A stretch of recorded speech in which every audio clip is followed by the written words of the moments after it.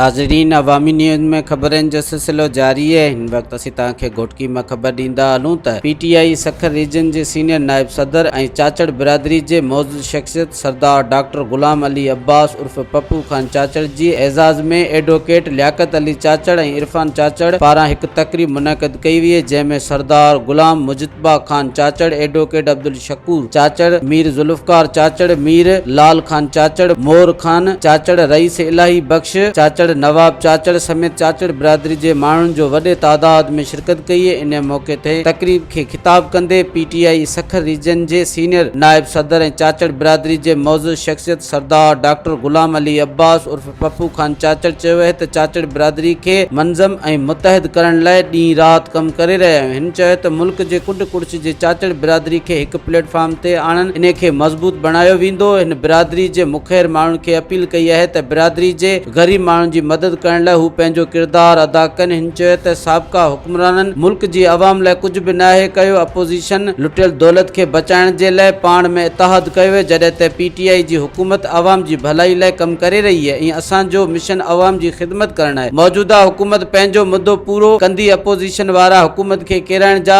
ख्वाब ॾिसण छॾे ॾियनि। मज़ीद खबरों और तफसीलात के लिए विजिट करें हमारी वेबसाइट www.awamiNewsHD.com।